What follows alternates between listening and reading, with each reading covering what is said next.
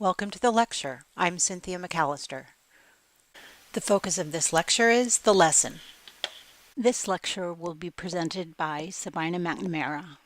Sabina was a teacher at the Jacob Riis School where I had the opportunity to mentor her for 4 years, and she's become an exceptional learning cultures teacher.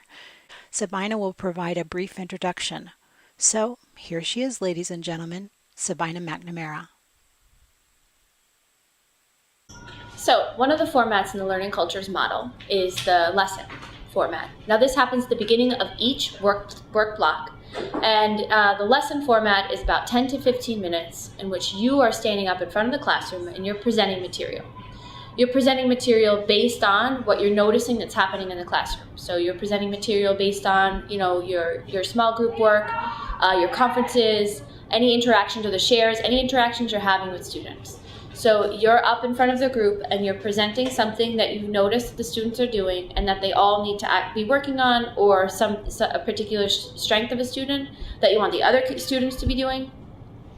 And so, you bring an artifact from that interaction. So it could be a record that you took, or a text that that the kids are working on. You bring that document to the rest of the group and you point out, or you articulate to the students by telling the story of what happened, that particular learning point. It's 10 to 15 minutes in length. And we call it grassroots lesson because we actually use the work from the kids and the things that are happening in the classroom environment, and we take what's happening in the classroom environment based on what they're doing well and what they need, and then we align it with the Common Core state standards, or the Common Core learning standards, and then we present it to the class. And once you present it to the class, the expectation of the students is that they're listening and they're engaging with what you're trying to do, or what you're trying to present, and they're thoughtful about what the points that you're trying to make. And what's interesting about the lesson format is that they, because you're using the work of the students, and because you're using this kind of narrative style, so you're telling a story of a student. Because you're using that, you're actually you're enabling the students to bring so much more attention to the situation, as opposed to teaching a lesson in a more traditional way, in which you're thinking about text and thinking about different things to bring in to illustrate a certain point. The kids are like, oh wow, wait, you did that with so-and-so? Oh, let me listen to what happened. So we call that selective attention. So the kids bring a lot more selective attention to the lesson. And it's only 10 to 15 minutes. Okay, you teachers, 10 to 15 minutes only. You have to try to stick to that. So the lesson plan format is important because you do have a role in learning cultures. In this approach, you actually do have a role, and your role is important. And for those 10 to 15 minutes, it's your moment. It's your moment to address the whole group, talk about something that they need to do, something that they need to work on. So it's a component of the whole model. It's not the largest chunk of time. It's a short chunk of time, but it's purposeful and it's succinct and it's relevant to what the kids are working on. So we find that the kids are much more able to pick up on what you're trying to do in those lessons and the points you're trying to get across, because it is so relevant to the work that they're doing. The students are responsible to listen, to think about, to wrap their heads around what you're trying to do.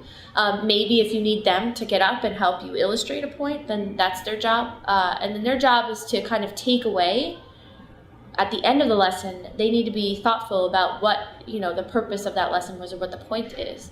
Now, they may not be working on that particular thing that day, but what you find is that you kind of tell similar stories again and again over time.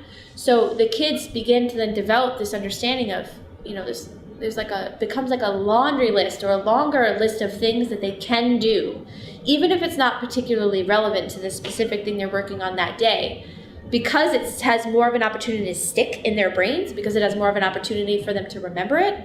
Then they can 5 days later or a week later, if that kid's doing the thing that you taught into the week before, you can say, hey, remember when I taught that lesson and with Joey and Jessica and what happened, that's the kind of thing that you need to be doing too. So because it's so relevant, because it sticks into their minds, there's even if it doesn't apply necessarily to the kid at that moment, then they're much more likely to remember it, and then you see those things will come up again, so you have to reteach them, or you can teach into them to the conferences. Student engagement is it just happens. It happens because they are into each other. You know, kids are social creatures, right? But they're social by nature, and they're also naturally curious. So you'll find that the kids will come to the meeting area looking forward to what you have to say, and you'll find that they'll, listen more closely because it's so relevant. So the lesson plans, that format that you'll learn more about, the teacher's responsibility is to keep, like in your groups that you're working with or in your conferences, your job is to kind of keep note as to what's going on, what's going well, and what needs to happen. So then you make decisions based on what the greatest needs of the students are, you make decisions based on what the greatest needs are, and you decide on what needs to be taught. So, there might be something that comes up in one group that comes up in another group too, so then you know that that's something that you need to teach, or something that you find that one kid's doing really well and that no one else is doing yet, so you want to teach that. And then we also have lesson placeholders. So that means every day there's a particular type of lesson you're teaching, whether it's a genre exposure or a skill or a strategy, or something that has to do with language and vocabulary, language acquisition and vocabulary. You're making choices, you have those lesson placeholders. So, every Monday you're going to do, this type of lesson based off of what the kids are doing. And every Tuesday you're going to teach a strategy. Every Wednesday you're going to teach a strategy. Every Thursday you're going to do a language acquisition lesson. And then Friday, maybe you're going to do something on like how to keep track, or, some sort of habits and processes thing about how the classroom is running. When the kids walk away from the lesson, they are expected to have a sense of what happened. They are expected to have a sense of what you talked about, and they are expected to be thoughtful about what you presented.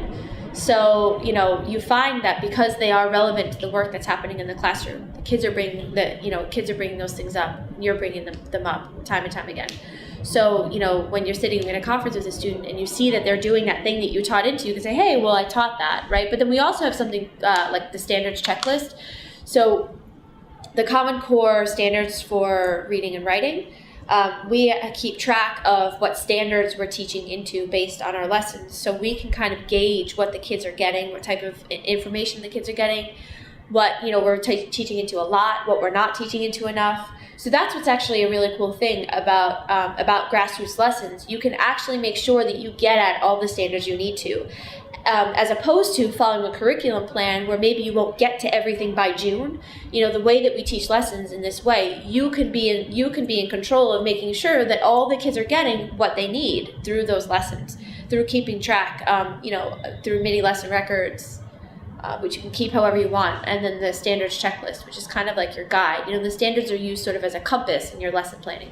Well, here's where there's a little bit of flexibility. So the lessons being 10 to 15 minutes, you don't have a lot of like guided or shared practice time where everybody's going to practice doing the thing that you're teaching.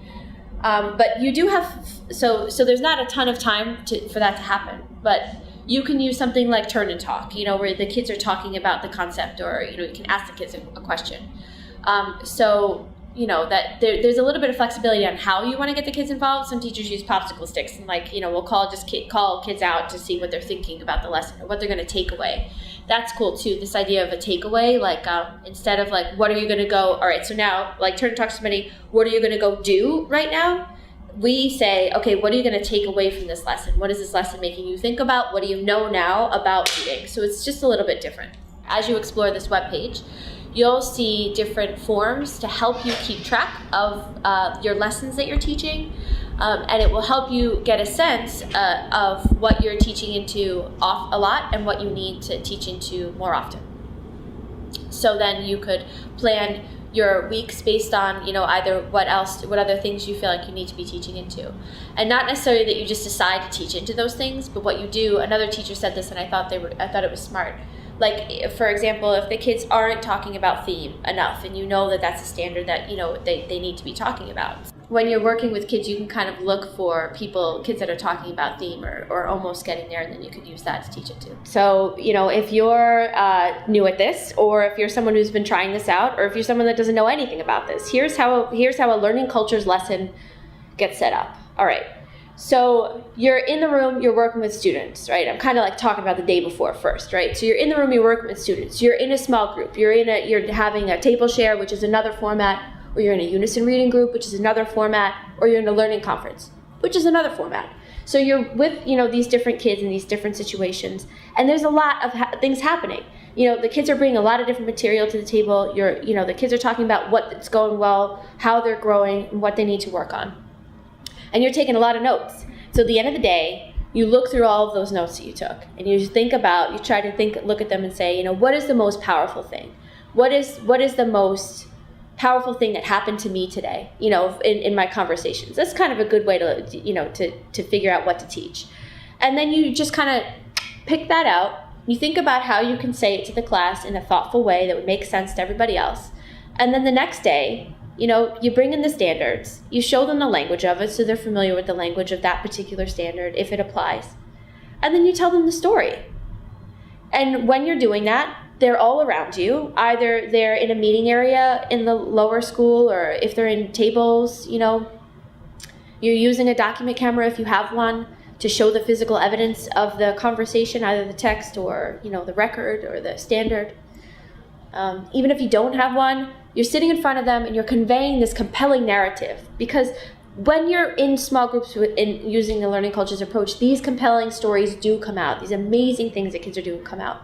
So you're in front of the group and you're just telling them the story, and you're telling that in a way that they will listen to, because kids are naturally curious, because kids want to know, what's happening around the room. And the fact that you're like, gossiping, but in a really good way, because you're like talking about all the smart things kids are doing.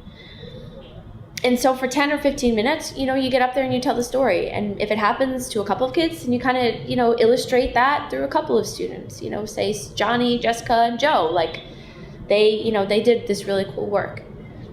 And you just, the idea is that the lesson is presented in front of the kids in a narrative format, which means that, you try to tell the story.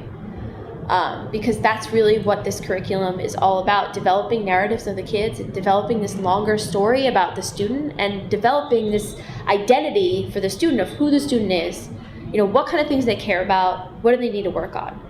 So after those 10 minutes, you could say, hey, all right, turn and talk to somebody. What do you think you're going to take away from this lesson? And I find that some kids say like, oh, I didn't realize that Richard was reading, the dinosaur book. Like, all right, that's what you're going to take away? Okay, that's what you're going to take away. That's powerful, that now you know what a classmate is doing. Or, oh, I know to look at theme, I have to pick, I have to look for evidence when I'm trying to figure out the theme of a text. Or in writing, like, oh, I know that I need to use quotation marks when I'm, writing, talking, right, or using dialogue. No matter what it is, the kids kind of have the opportunity then to say what is relevant to me and what am I going to take away. And then you can kind of teach into it if you feel like they missed it. You could teach it again. But yes, and then, after it's over, you say, what are you going to take away? You bring it back, you talk about it, and then you just send them off to work. And because that work time is so important, you keep it to 10, 15 minutes. And if you're finding that all of them are saying, oh, Richard's reading the dinosaur book, then you missed it. You missed your mark, cut your losses, try it again tomorrow. Because really the work time is not the most, but it's such a huge but importantly valuable time. And you can't spend a lot of time trying to convey this one point, because you do always have tomorrow. You have tomorrow to try it again.